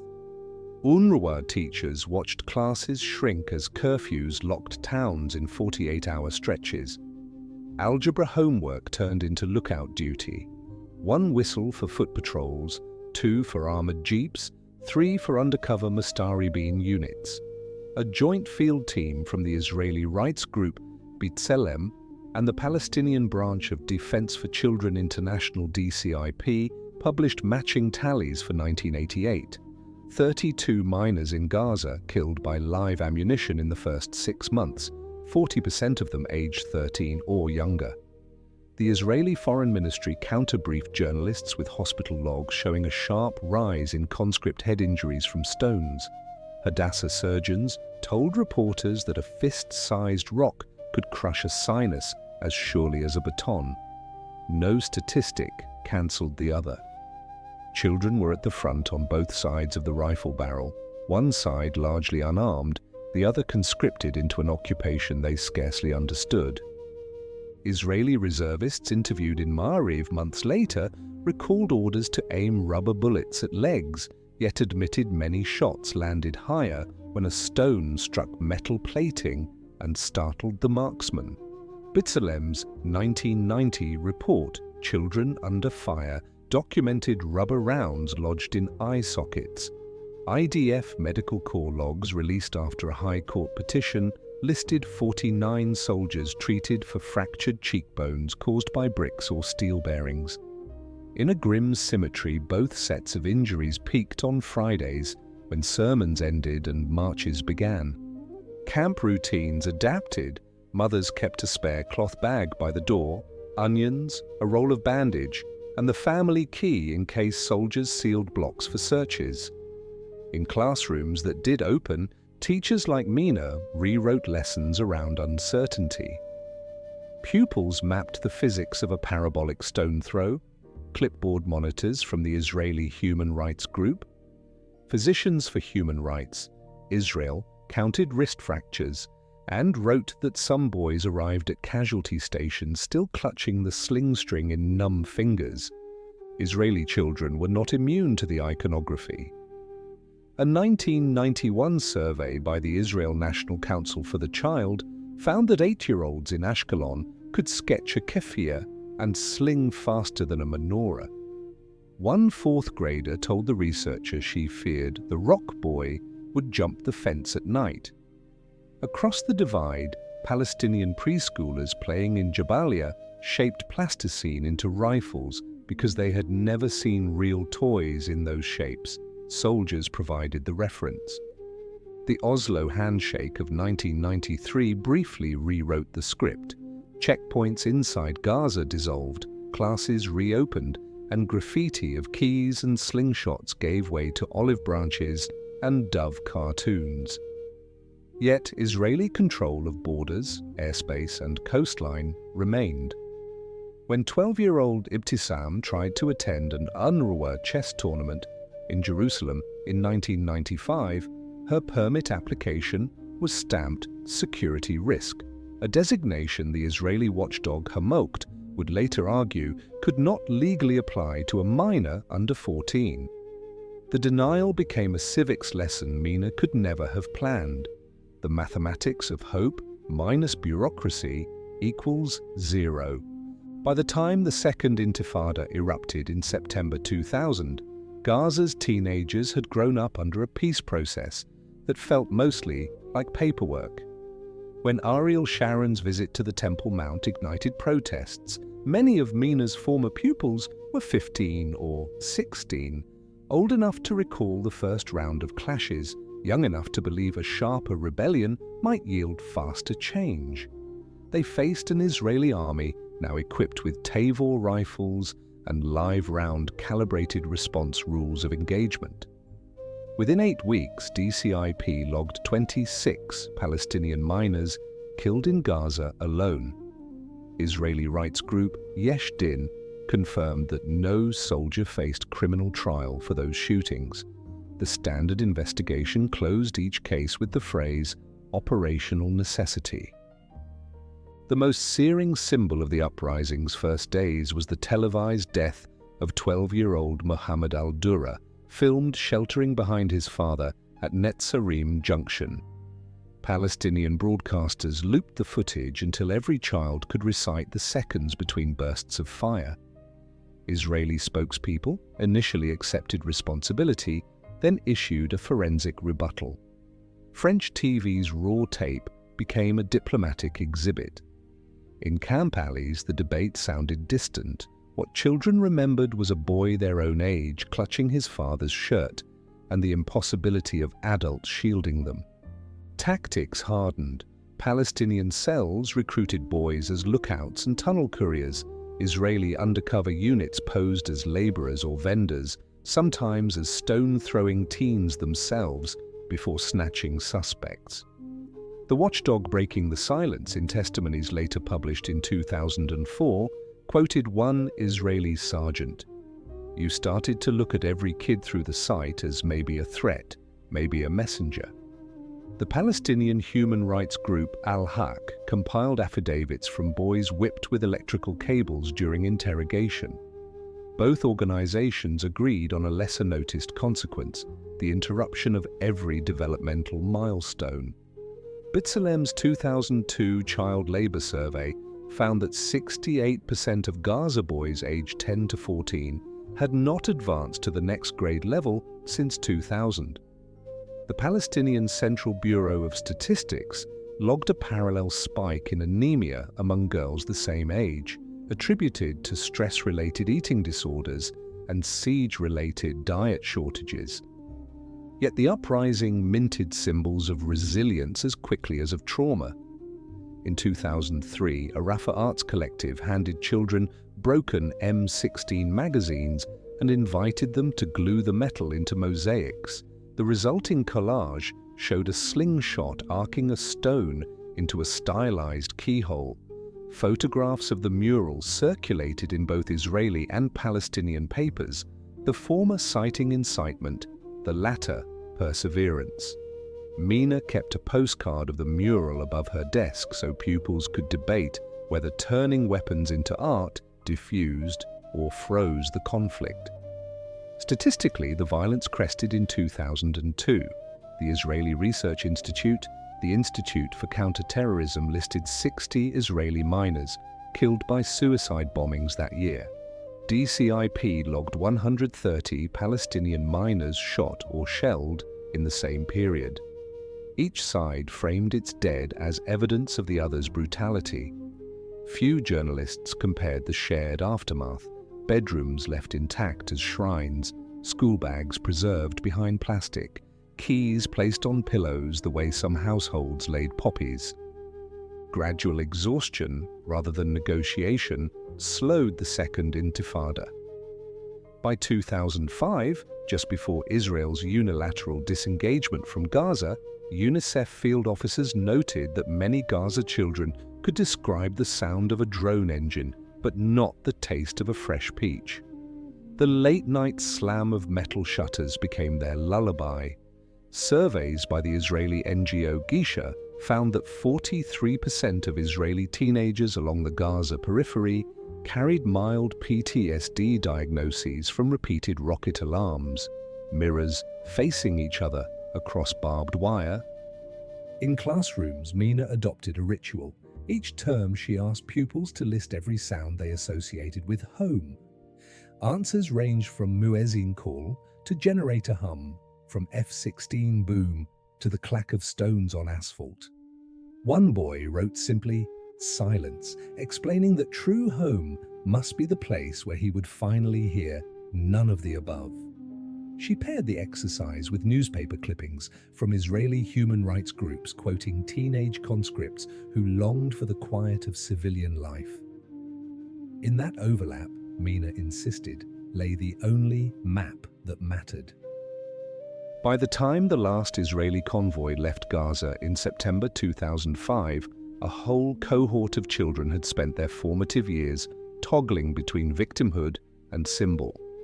They could pose for a photographer with a slingshot one day and appear in a medical rights report the next. The closing of settlements did not erase trauma, it simply shifted the camera angle. But their experience left a ledger impossible to shred. Israeli and Palestinian rights organizations, often at odds elsewhere, preserved parallel archives of the same ruined schoolyards, the same cracked curbstones stained by identical types of ammunition. Those reports, written in the dry vocabulary of international law, amounted to an unintended joint curriculum, one that confirmed every child's eyewitness, stones, bullets, tear gas, and the irreversible truth that the front line had run straight through their playgrounds. When Mina asked her graduating class of 2006 to choose a single object to carry into whatever future came next, most sketched the family key. A handful drew slingshots. A shy girl named Lena drew both, crossing them into an X. "One to protect," she said, "one to unlock." The class nodded, some vowing never again to be conscripted into anyone's myth, others already certain the next round would need their hands. The bell rang, they filed out beneath patched concrete beams, stepping over graffiti that had morphed through the years, from keys to doves to drones, and lately, question marks. None of the children knew whether they were exiting war or merely an intermission, but all understood that the metal they carried, be it key or sling, still weighed less than the story resting on their shoulders. They called it the back-to-school line, yet nothing about the queue outside checkpoint 160 in Hebron, 200 meters of razor fencing, concrete chicanes, and an X-ray arch taller than a basketball hoop, resembled school. Children in pressed uniforms balanced backpacks on their heads so soldiers could scan them without removing the contents. It was September 2002, year 2 of the Second Intifada, and 12-year-old Dalia Abu Hassan had already missed 39 days of 6th grade. On mornings when clashes blocked the road, her teacher distributed worksheets by word of mouth, memorized the verb table for to wait. UNICEF's 2004 education brief counted more than 1,100 teaching days lost due to closure in Hebron district alone. The report's footnote admitted the number was an estimate. Some days were only half lost, some half recovered. For children, the math was simpler. Lessons paused whenever red lights on the guard tower turned to white, signaling live fire readiness, and resumed when they switched back to yellow, the color of hesitation. Checkpoint routine bred new vocabulary. Dafa elaska, the soldier's shove, was a verb conjugated on narrow shoulders. Misiyun, mission, referred to homework ferried across the line by whichever child passed inspection first. Dalia's friend, Sajed, kept detention statistics in a spiral notebook. 43 boys and 17 girls from their school strip-searched or held for questioning in one semester. The Israeli human rights organization B'Tselem later confirmed that minors accounted for roughly 19% of all West Bank detention cases that academic year. Their average holding time was 9 days, long enough to forget multiplication tables, not long enough to forget the echo of steel doors sliding shut. Gaza, sealed behind checkpoints of a different kind, entered its own timetable after the 2005 Israeli disengagement. 1 hour of traffic on Salah al-Din Highway. For every 3 hours, the gate at Kisufim stayed closed. Children born that year grew up to regard border crossings the way city kids elsewhere regarded mountains, far-off contours defining horizons they might never touch. When the Hamas-Fatah split in 2007 turned that political fence into an economic vice, closures tightened into what Israeli officials called the monitored diet policy. A weekly spreadsheet determined how many truckloads of flour, rice, and occasionally exercise books could pass through Kerem Shalom. In 2009, the Israeli NGO Gisha obtained one such spreadsheet under a Freedom of Information petition. Row 1 listed calories required per capita. Row 38 listed school-grade paper. Everything was rationed, even alphabet practice. The siege taught children to calculate voltage like fractions. The Gaza Electric Distribution Company supplied roughly 4 hours of power per day across the late 2000s. Homework shifted to dawn when turbines fired, or to candlelight when fuel shortages turned night study into a chiaroscuro of wax and shadow.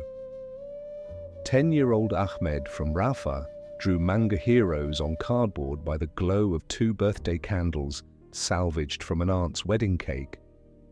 Those sketches caught the eye of a French journalist documenting post-cast lead trauma. Ahmed's pictures joined a UNICEF exhibit in Paris titled Blackouts and Bright Lines, where affluent visitors marveled at the angular superheroes birthed from siege. Physical injuries told only part of the harm.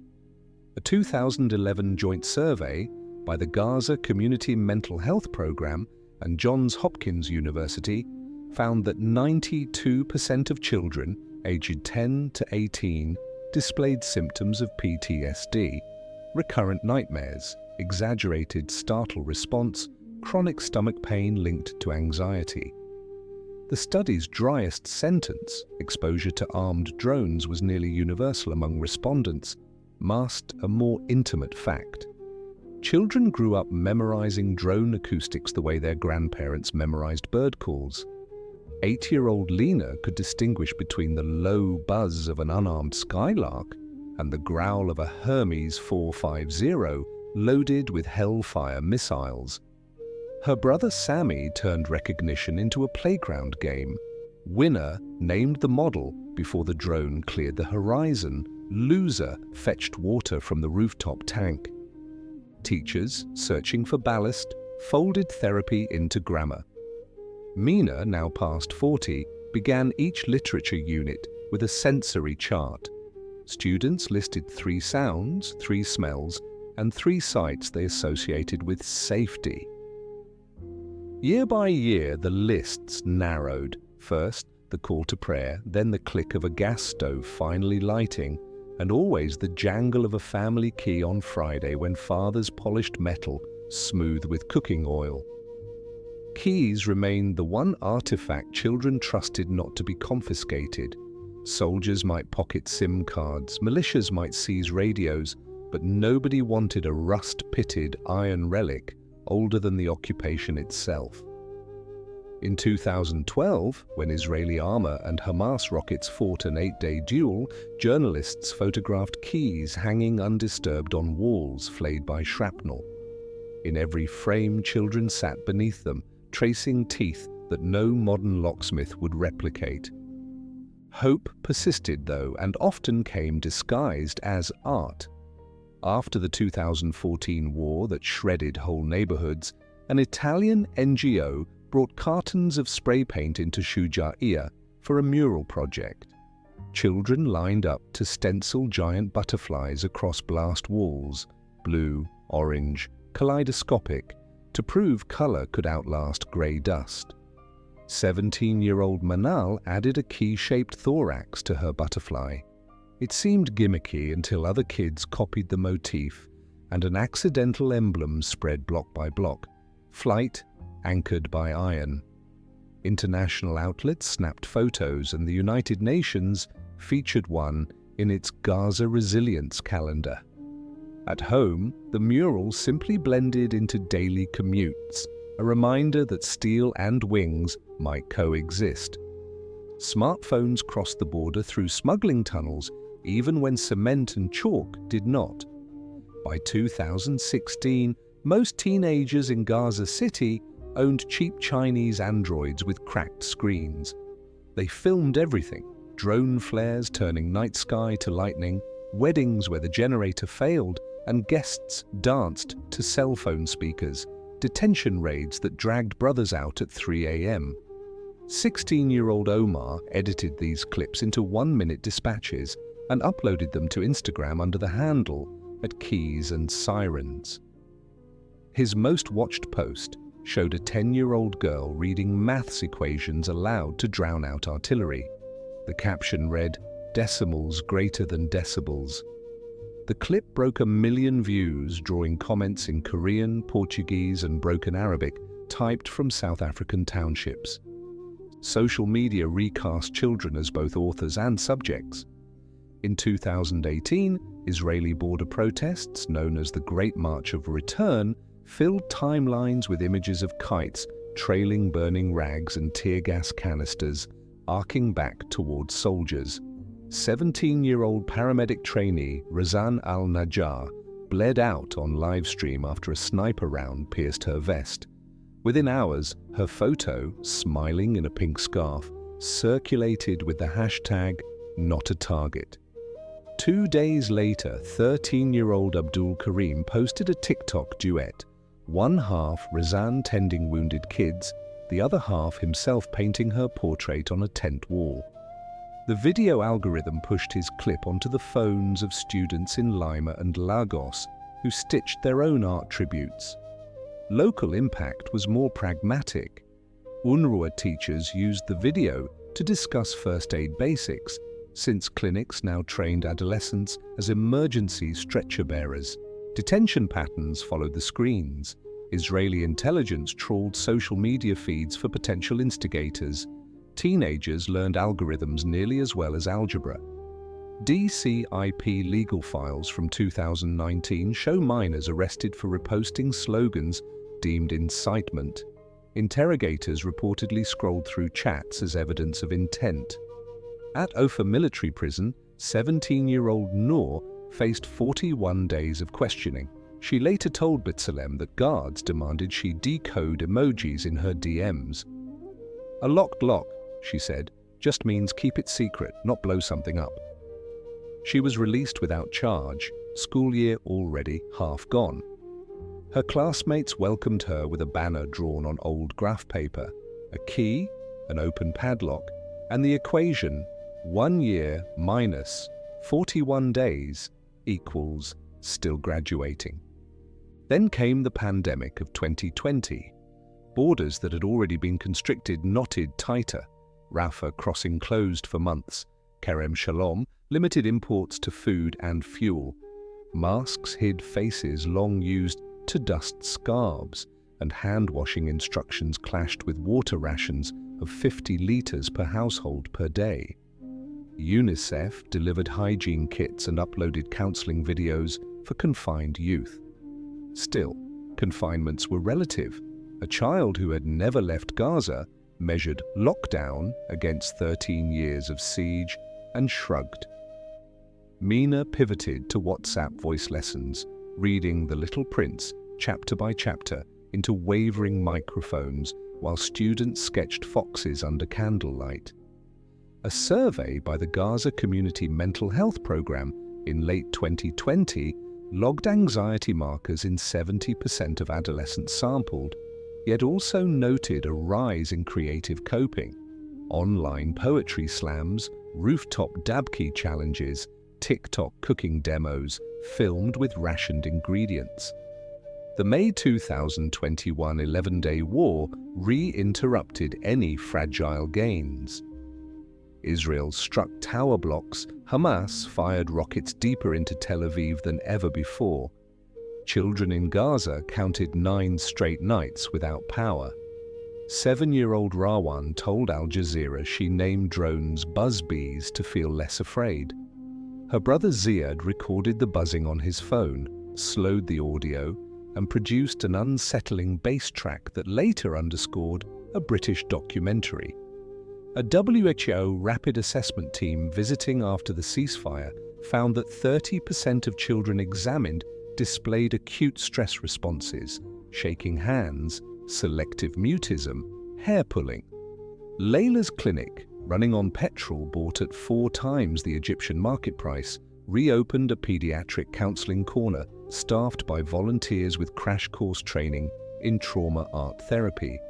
Kids painted keys, sprouting sunflowers, drones dripping like wax, and one striking canvas, a checkpoint rendered as an open mouth with turnstile teeth. By 2022, blackouts averaged 12 hours a day. Desalination plants operated at half capacity. Tap water corroded kettles. Yet digital bandwidth improved after a Turkish-funded fiber line entered service. Online classrooms jumped from grainy to merely fuzzy. TikTok replaced Facebook as the favored platform. 14-year-old Tariq posted a short showing his grandmother polishing a key under lamplight, overlaying text, "Our metal, our memory, our map." The clip gained 1 million views before the algorithm diverted attention to the next global upset. Still, for a week, strangers mailed Tariq LED study lamps and sketchbooks. He distributed them to classmates, who filled the pages with comic strips titled "Checkpoint Heroes," ordinary kids whose superpower was never missing a lesson. In early 2023, Gaza briefed a new crisis. An unseasonable cold snap froze pipes already cracked by shellfire.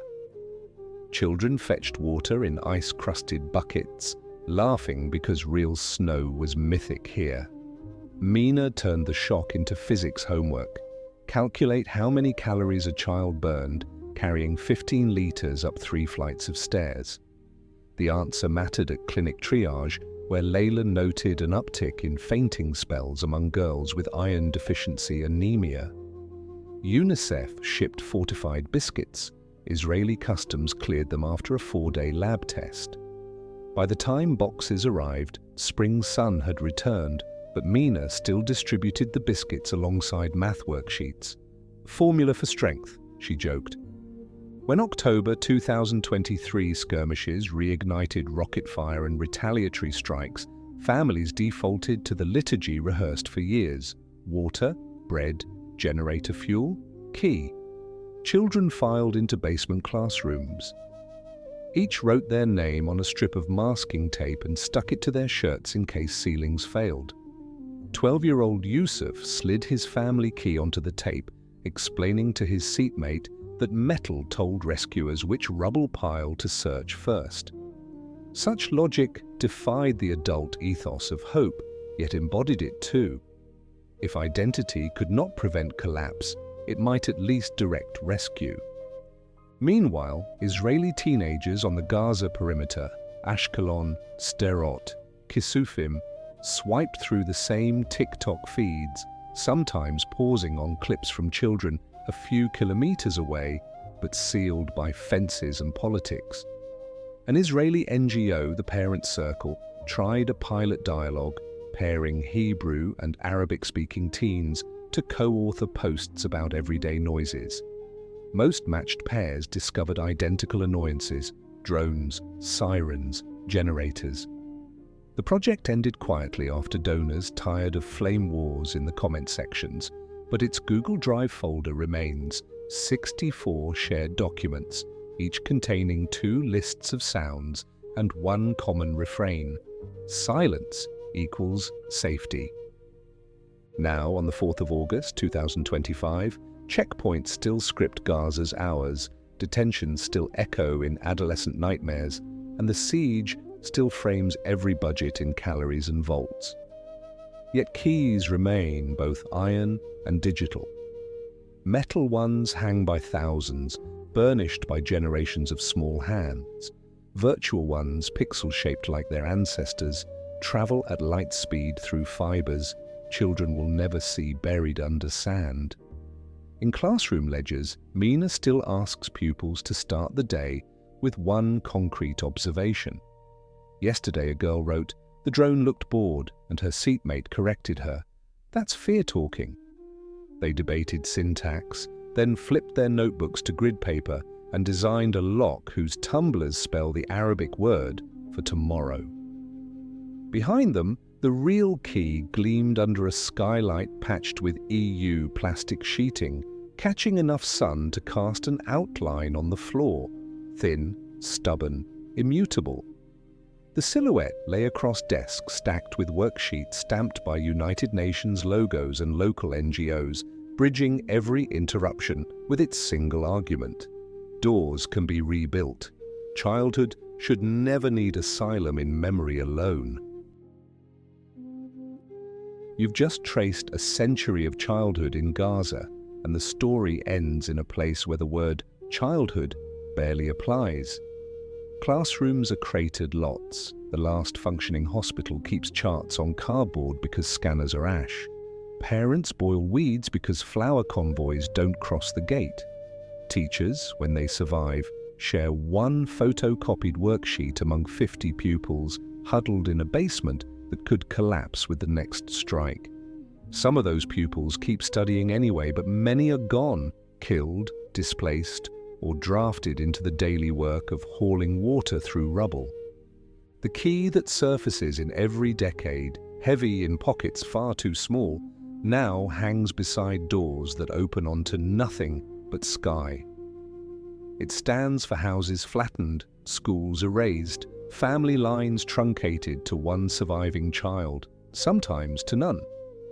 International reports still count ruined classrooms and detained minors, but today the columns for present pupils and operational schools are blank. UNICEF food security briefs talk of severe acute malnutrition. In plain words, children are starving. Their growth charts stop not because they've reached adult height, but because war has stunted them or ended them. So when the next push alert tallies Gaza's dead, hear the empty desks behind that number. When you scroll past drone footage of grey blocks, imagine the voice of a 7-year-old reciting multiplication tables she learned before the roof fell. Ask what the iron key on her wall would be doing in a normal life, jingling at the end of a school day, not clenched in a fist as she's carried to a field hospital that has no morphine left. Nothing in a video or a podcast can feed a child or rebuild a school. But forgetting finishes the work that bombing starts. If a single scene from this series stays with you, let it be a child's hand wrapped around a key that no longer has a lock. Proof that she once had a room, a book bag, a future. Keep that image when headlines reduce her to a statistic or a comment thread calls her collateral. Let it harden your questions, sharpen your empathy, and refuse to let the story of Gaza's children end in silence. Thank you for staying. If this key has any power left, it's in the doors it can still unlock inside the people who witness it.